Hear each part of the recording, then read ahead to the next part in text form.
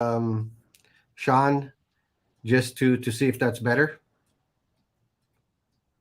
Is that sounding a little Okay, more because it's a more? little breaking up right now, Hmm. Okay, and I hope it's not because of my signal. I hear you perfectly Because I fine, am going through. and I think I've lost you a little bit there. Banners, comments. Um,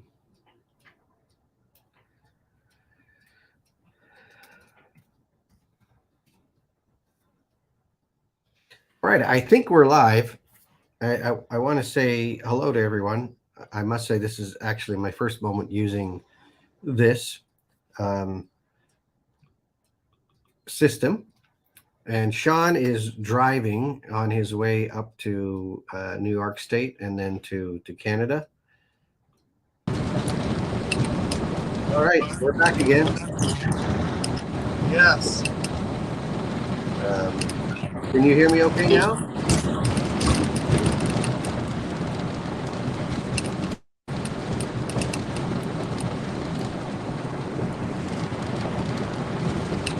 Connor, I can see you there, but I don't know that you can hear us. I might need 5 minutes to Okay, get over this mountain range. okay. You're going through the Drop down Appalachians? in as soon as we started this thing.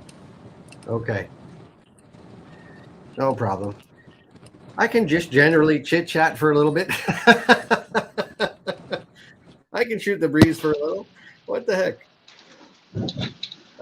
Great. Well, and Stephanie is kind of monitoring us, I think, on YouTube. Um, I'm not sure where I see all the comments from people typing in. I don't have that field in my vision here, but or I don't know even know how many people are have joined us at the moment. So there's some things that I just don't see. Oh, there he is. I just see Steph there. Um, and I guess if I type back hi Steph, she'll see that. Look at the right hand side. The comments are there. Okay. Well, I will. Okay, I'll go through this I'm getting to as the top of the mountain here. Well, I'm gonna. Can you hear me? Okay. I can hear you just fine. So I'm gonna listen for just a minute as I get over this mountain range. I think that'll help. Yeah, no problem. Anyways, to all of you who are listening to this first live, we'll say broadcast podcast from Fence Armor, uh, and on any particular subject, we're here with Mr. Fence. Some of you, and probably most of you in Canada, are still new to Mr. Fence.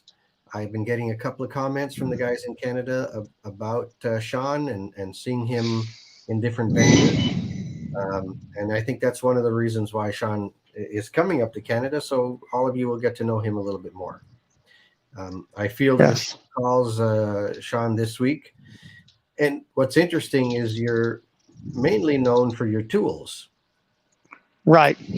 And nobody seemed to, nobody, that's inappropriate.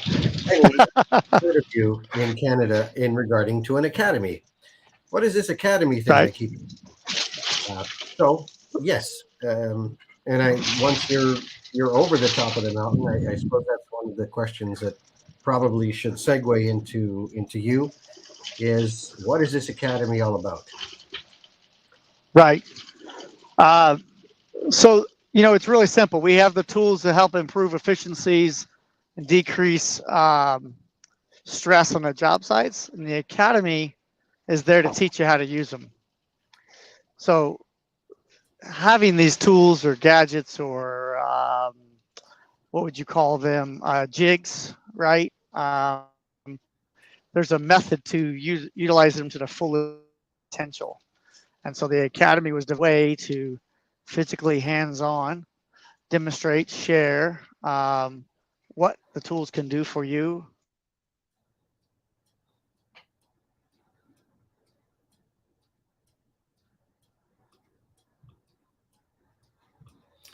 Okay, looks like yeah. Oh, Yep. you're back. You're back again. We just crested this mountain, and if I find a spot to pull over, I'm going to, because we have reception currently, I believe. Yeah, you're on. You're perfect. So as soon as I can find, before we drop back down in this thing. So we're currently heading to New York, upstate New York. And so timing wise, we just happen to be crossing these mountains as we decided to do our live video from the motor coach. Well, I'm glad you're doing this. We appreciate it. Our schedules are such that, and I'm going to say we're Yes. both extraordinarily busy, but you take busy to a whole other level. Yeah, I do. Yeah. True story. We're going to try to pull off right here. Hopefully this works. You still hear me okay, Al? Yeah, I hear you fine. It's perfect. There we go. A few Good people deal. online already, and it's nice to see that they're joining in. Good. So here we go. We're gonna come to a good stopping point here, so we don't keep getting cut off. Here we go. So let me get this thing parked right here. There we go. We're safe and sound. Yeah, that's brilliant. And what are you, 70 feet long right now? Something like that. I would just use the word long. Yes, it's a absolutely. 45-foot bus and a 24-foot trailer plus the hitch. Yep, pretty darn close to that. You have it. Yeah. Exactly. Home on wheels. So I started talking about where did Mr. Fence Academy come from, and like what is it there for? What is it actually? So we are well known for our tools. We've had tools. We started making tools in about 2004. And when I say tools, I don't mean hammers and circular saws. I mean more like jigs and gadgets type of things, right? Things that are specifically made to do a specific task related specifically to fencing. I think it's fair to say there's not a tool that we have that would be of any value in any other industry other than building fence. So they're very specific. So the tools, oftentimes people look at them, they don't even understand what they do. And if they do think they understand what they do, they probably don't fully comprehend or understand the potential that tool has. So like the back of our trailer says, we have the tools to improve your team members' efficiencies and decrease stress. The Academy teaches you how to use them, how to best implement them, how to get the most benefit out of the tool. Some of the tools on the face sound like, oh, okay, that's simple. But when you add it to the process, the procedures and processes, then you start to see that tool exponentially becomes more valuable. So it's not just a thumper. It's not just a hammer. There's a reason why it's built specifically the way it is. So I like to share with people, there's 4 key things with the Academy of the process and procedures that we try to share. There's 4 principles that we've dialed it in. Is it repeatable? Is it teachable? Is it measurable? And is it predictable? We call them the ABOLs. But in a nutshell, everything that we do in the field, if it's teachable, then we can bring new guys in the field from outside industry and train them quickly. It's got to be teachable. Repeatable means whatever task or process it is that you have in your company, is that something that a human being can do every single day comfortably? Like, give you for example, can someone carry 45 pickets on their shoulder? Right, but probably once or twice. That's not repeatable, right? So whatever method or process we come to build fence, is it repeatable day in, day out? Something that a person can comfortably do and be happy to do. Is it predictable? Well, that's very important, because for your company to run successfully, you need to be able to properly bid projects and estimate how long they're going to take, and the resources they're going to take, and the costs they're going to take. So you need a system. We're not necessarily looking for the fastest system or maybe the best system. We're looking for one that is predictable, because if the results are predictable, then we're on the same page, we're on the same boat at the same time, and now we can grow together. If you've got one all-star your team that's outperforming everybody else, that really doesn't isn't really synergy. And as a whole, you're only as strong as your weakest link, right? We know this, but how does that look in a fence business? So you're pushing from the rear. is it predictable? And then the last one is it measurable? So everything that we do, we have to find a way to put quantifiable data, some sort of matrix to what we're doing so that it can be predictable. You can't predict if you don't have some sort of data we're tracking. Does that make sense? So teachable, repeatable, measurable, and predictable are the key things with the processes that we share with the tools. And I think oftentimes people believe that we just have these tools because they're going to make you faster. Not always the case. Not always the ultimate goal. We're not looking to be the fastest. And sometimes people say, well, I can build it better than that. You're probably right. We're not building the best fence on the planet. We're looking at building a great quality fence above and beyond the value the customer's paying, exceed their expectations. But oftentimes as contractors, as fence gurus, our expectations for the quality of fence is like piano level, and no one's paying for that. So we got to bring it down a notch. It kind of, I think about why you're speaking of this, about Henry Ford. And Henry Ford wasn't the first guy to build a car. Right. But he was the first guy to build a car that was affordable for the masses. Right. And it was predictable. Yes. He had one color, he had one car, and they came off the assembly line every 20 minutes, and they were repeatable. Yep. You know, there were other cars that were built handmade that took days or months to build. And sure, they're a little more money, but not everybody got them. And there's some people that want that, and I would equate that to the fence craftsmen, the fence artists that we have in our industry. They're owner operators. Those are guys that are extremely talented, skilled in their craft of building insanely quality fence. But that doesn't take care of the masses. At the end of the day, we've got subdivisions. The subdivisions going in, and we've got miles of fence that are just supposed to be keeping the dogs in the yard, the kids out of the street, and the neighbors from looking into their backyard, and keep the kids out of the pools for privacy, accent, and security. A great fence solves that. A beautifully crafted artwork is just that. It is a beautifully crafted piece of artwork that you're showcasing. And that probably isn't even so. It's probably not even for security. It's probably not there to give privacy. It's probably built with the goal in mind to be some sort of curb appeal or a focal point, right? So oftentimes we mix that up when we talk amongst ourselves as fence gurus and fence geeks. Is that we're like, oh, I can build it better. This is the best way. I'm like, you're right. However, that's not what we're trying to do here in this world, right? With this piece. So we got to have an honest conversation about, we need our industry to be more profitable.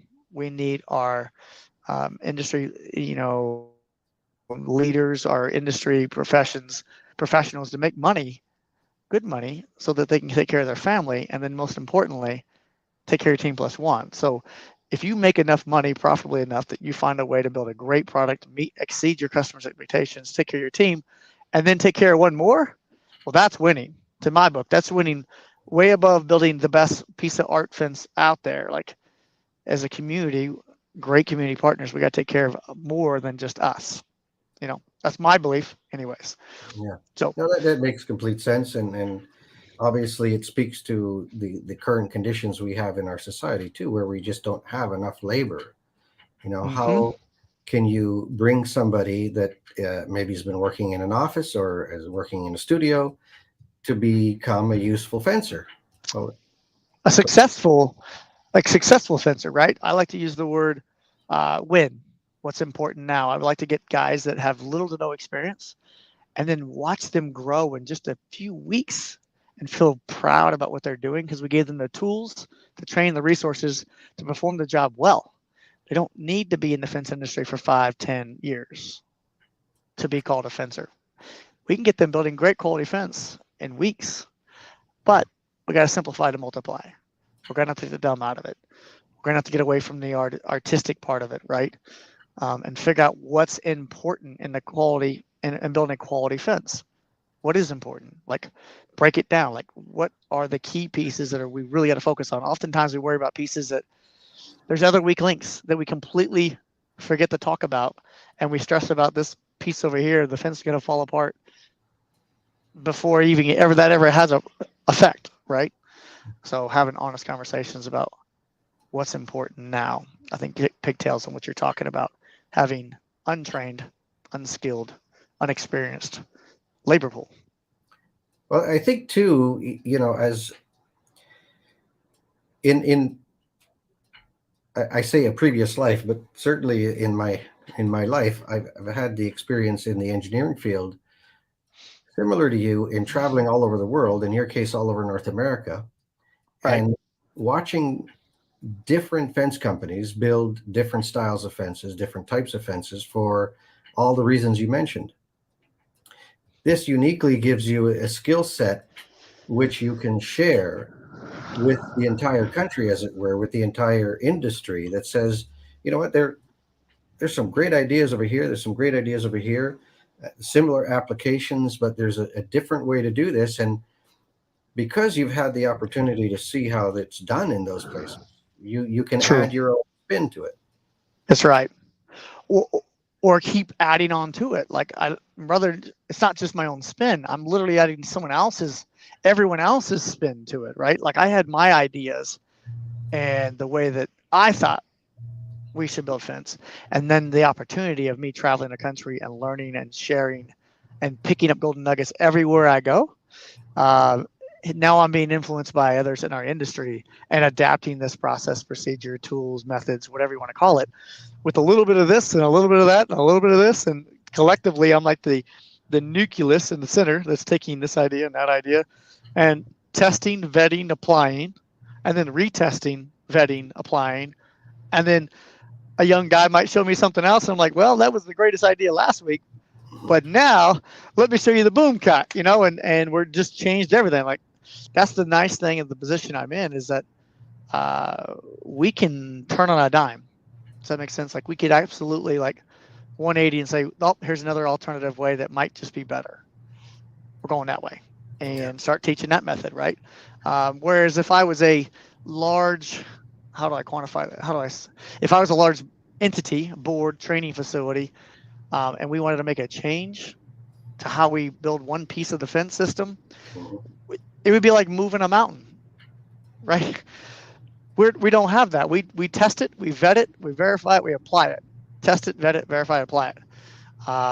And I think that we're moving the needle quickly this way. Just this route right here, this is going to be a 4-week route that I'm 3 weeks into now. What I taught the first of the week has changed to the third week. Yeah, it has. I have learned along the way, and I'm not too stubborn to say, I like that. That's a good idea. And then I've been giving people credit along the way. We've got the Sanchez Flex from Marcus Sanchez, and the most recent one was the Boom Cut from Jeff Boone. He took my cutting method and just made it just a little bit better. And so, I tell everybody, I'm going to teach you the Boom Cut. It wasn't my idea. That was Jeff Boone. I figured that one out. And oftentimes it's the Jeff Boone was fairly new to the industry. Marcus Sanchez has never, ever built a fence before in his life. Came to the training to learn how to build a fence to start his own company. And I teach one of the little things he taught that day because he saw a problem. I was showing people how to get over the problem. And his perspective had zero influence in building fence. And so he said, well, why don't you do it this way? And I went, never thought about that, because from my point of view, from my perspective, this is the problem I saw. But from his point of view, his emotional intelligence had zero to do with building fence.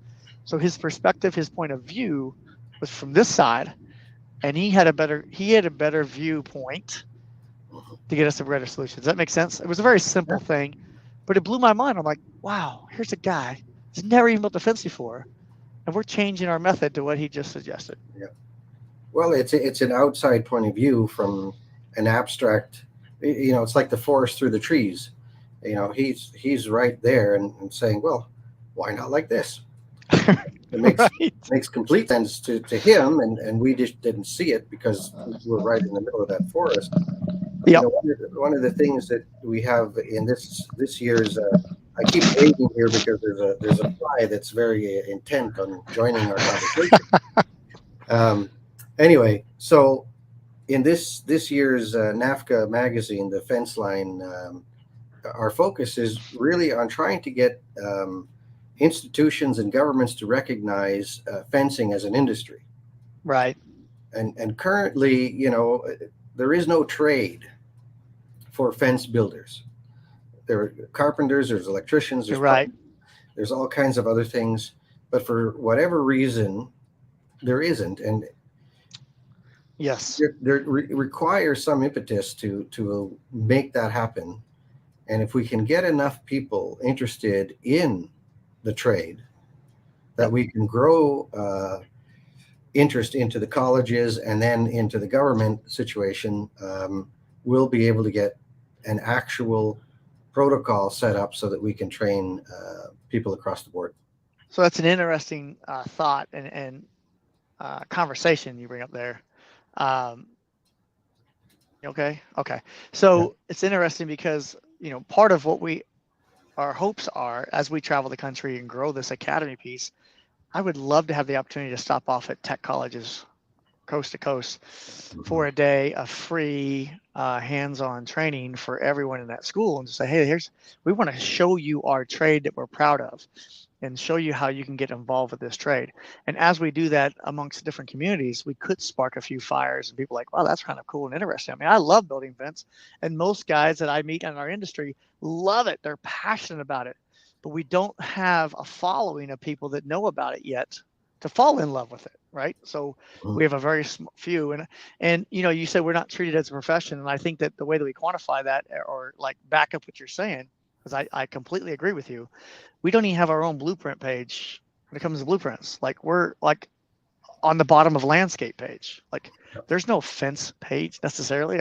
Not normally, there's not. No. So that to me, and then when you see specs from different architects and engineers, they're conflicting. That he's pulling from this one, he's pulling from that one. It's just chaos. Like we know these two things don't go together. We know they just try to hot mess that together. Like what? It's an afterthought. They don't even think of it as well, we're just not considered a profession. And I think that I will make the suggestion that it's our fault.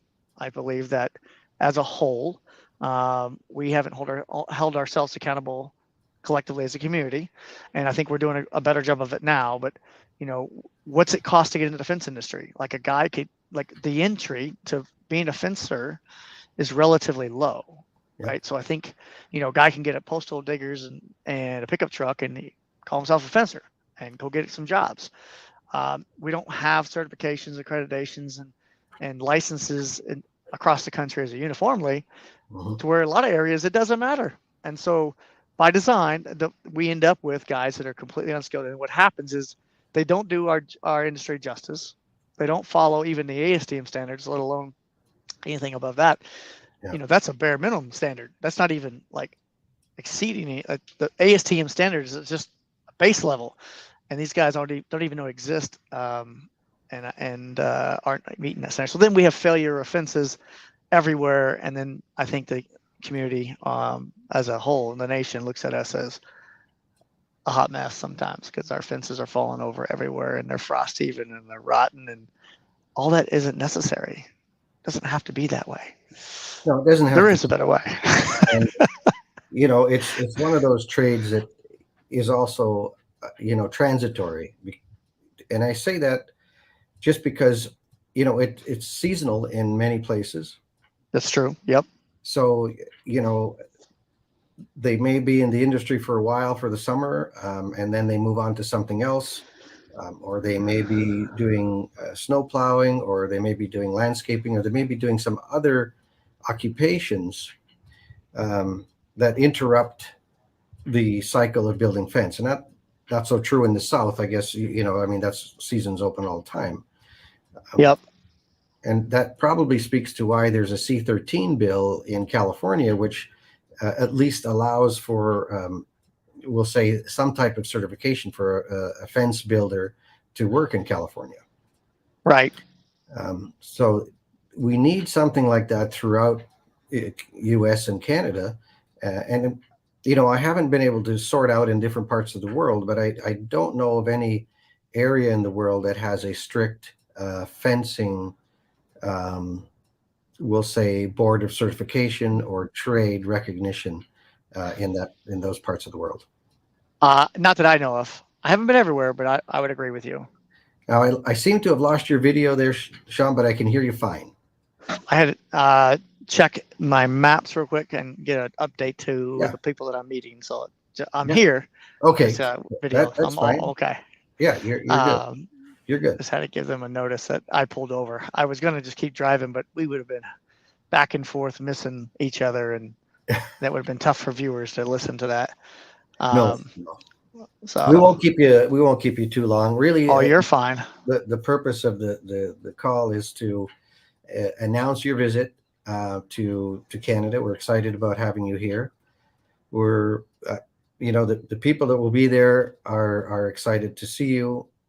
I believe, much as you have learned from the other areas you've been in, I think here in Canada you're going to see a whole new aspect of cold fencing, as it were, because our weather is pretty cold and it's pretty windy, and it's going to be a little different. I'm definitely going to learn. I'm there for sure, but what we're figuring out is that we're dialing in the process of building fence to a level that it doesn't necessarily make a drastic difference the type of fence. Okay, so we're zoning in on the 5 stages of the installation process and the timing for those 5 stages and how a 3-man or 4-man team would work through that. And it could be a prefab panel, it could be a stick built panel, it could be a cap and trim, it could be different parts of that data change, but we're figuring out there's still those 5 stages, and those times per stage are predictable and measurable and actually relatively consistent. Surprisingly to me, I didn't foresee this coming, but relatively consistent on those stages, even with different styles of fence. We had a job we did was 6x6 exposed post, stick built, cap and trim, and then we had a pressure treated dog ear fence. 2 totally different animals, but the data still fell in those 5 categories, and we could still quantify it by section. So it'd be interesting to see for the Canadians to teach me a little bit about their style of fence and how I can implement that. The challenge for Shawn is like, how do I take what you're building every day and try to make that fit this process and procedure that's repeatable, measurable, teachable, and predictable? And we have to learn on the fly. There may be some things that don't fit. We're going to adjust and try it. But at very least, we'll spark some great conversation, some good thoughts, and reevaluate what's happening currently. And sometimes you just need that other viewpoint from over here, right? Uh-huh. Just like the Marcus Sanchez viewpoint, like, why would you do that? How about this? Does this work? And maybe it'll help some Canadians. I don't know. And maybe I'll take some of the things back and change completely how we build fence based on what I learned with you guys. So I'm excited to get over there and share my time and whatever tips and tricks I can drop and showcase some of the tools for those people that build fence similar to us, which is stick built. I don't have too many tools necessarily for prefab panels, but we'll figure that out. In the West Coast, the prefab is a little more common out in British Columbia, and hopefully next year we'll get you out there. Okay. Here it is pretty much stick built. Okay. We don't have a lot of rock, but we do have a lot of clay in the southern Ontario. As you go further north, of course, it gets the Canadian Shield, and the rest of it gets a little more rocky. Right. But here we're not facing that too much. White Castle Construction is going to be the fence company that is kind of hosting us. Okay. We'll say just north of Toronto. All right. So Adrian and his team are excited about having you there. We've got wood, and we've got some galvalume, basically some steel fence going up, like an ornamental, but not like ornamental, but still a picket style. You would think it's aluminum until you lift it. And you're like, this is steel. So like a bracketed system on blank posts, is that right? Yes, the posts are still 2x2. Yep. They call it galvalume, but effectively it's an extruded steel. Okay. With a, we'll call it an aluminum coating for lack of a better word, but it's basically galvanized steel. Interesting. And then Okay. you can rake the pickets a little bit. They do have a universal joint, and you'll see those Okay. appear. But I think the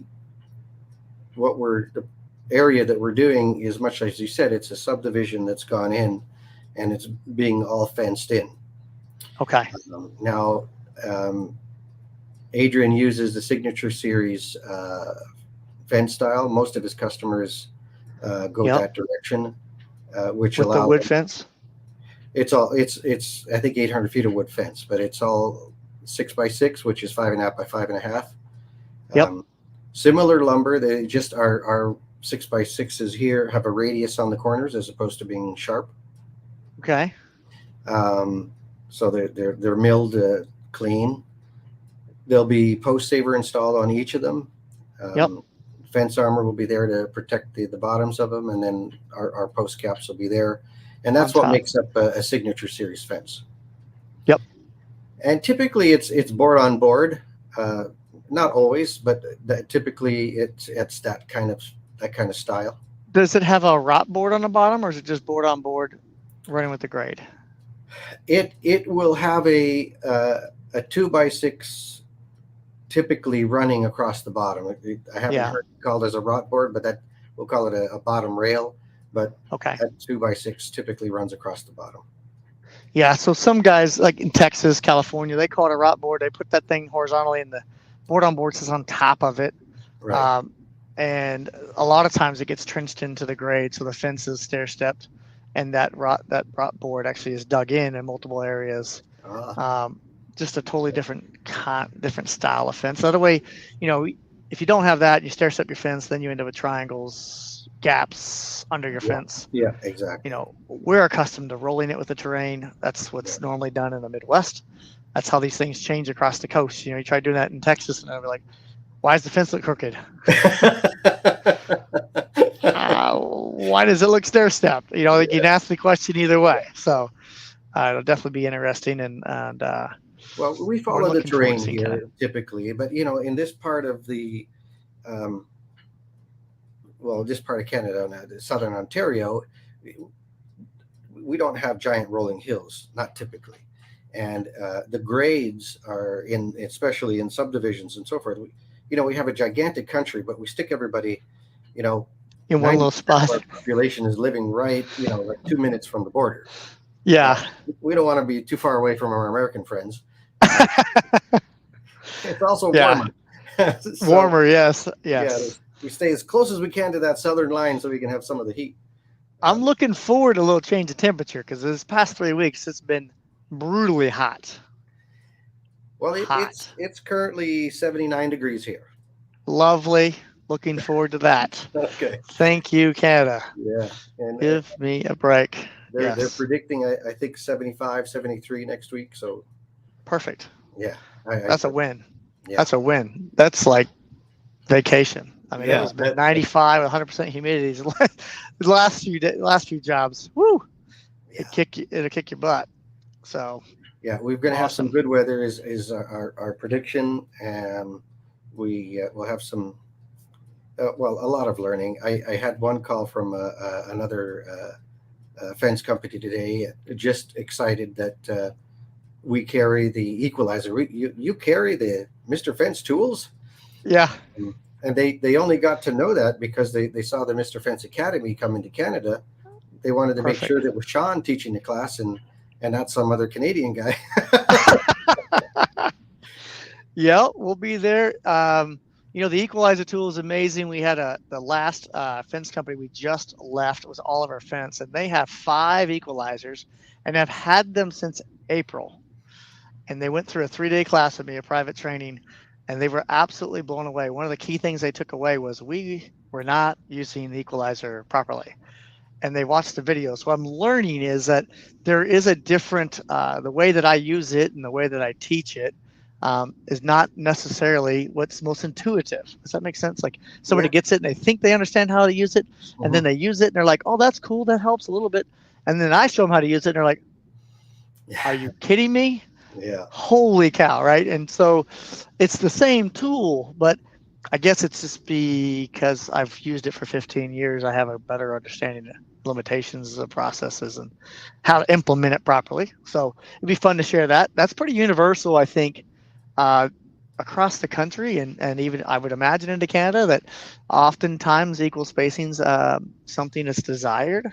People like to see that equal panels out there, right? So, and this is fast and super accurate and very less, low stress. They're going to hear me say this multiple times: less stress, more finesse. Yeah. That is really the goal. We're trying to make your job less stressful, more finesse. Like, let's figure out how to make it very easy for you to be successful as a fencer, rather than it's hard enough as it is. Building fence is hard enough. We overcomplicate it. So I agree, and I think the equalizer is certainly one of your winners for sure. Yeah. And it's, we've done similar things in years past with balusters when you're trying to calculate spacing on a baluster on a deck. Yep. Very true. We used to do something similar, but it's never really been applied to the fencing industry, right? To the decking industry. And then what we have, of course, too, we're typically going 48 inches deep here, at least, sometimes 50. Wow. Somewhere between 42 and 48, 42 to 50 inches deep in the ground. And it'd be great. Obviously, you want to get it right. Yes. Don't want to be redigging that over. You're right. Yeah. You don't want to be filling that hole in. That's right. We've got a lot of earth coming out. Got to get it right. And then, of course, you've got old posts sometimes in the way. So you got to pull those out of the ground. So there goes the quick pull that might be handy to get those out. Yep. We're bringing the dig jig with us so people can see how that works as well. We used that on Tuesday and Wednesday, and it was phenomenal how well that performed to keep the yard clean. If you have somewhere to put the dirt, because it doesn't just make the dirt disappear. No. So you still have to move it. It just allows you to move it easily if there's another location, but doesn't make the dirt disappear. It's not a dirt annihilator. So. Well, I'm glad to have you coming. We look forward to your visit. I think you're arriving on Wednesday, so yes, sir. And I think you'll be stopping here at Fence Armor. Yep. Since it's right off the border, basically about 45 minutes in. Perfect. And we'll see you then. Yep. And just on, I see here Tony from Post Saver is online from England. It's a little late for him. Okay. What's up, Tony? It's 2,300 hours over there, I think. Woo-wee. Yeah. And Andy from BC, of course, he's going the other way. It's only 3 o'clock in the afternoon, 1,500 hours for him, or for him. So it's awesome. It's interesting to see everybody online. So, awesome. All right. Well, safe travel, Shawn. I think we've Thank you. taken enough of your time. We're excited to have you. We're all looking forward to seeing you. All right. Thank you, sir. You guys have a great day. See ya. Bye-bye. Bye-bye. Cheers. All right, everyone. Thank you for joining us. And if you're in the area, come out and visit us. This particular office is in Burlington, Ontario. Would love to see you. And yes, if you're here next week, join the training on the 18th and the 19th out in Ajax. It's on our webpage in events. You can check it out there, or go to Eventbrite and type in Mr. Fence. Have a good one, guys. Cheers.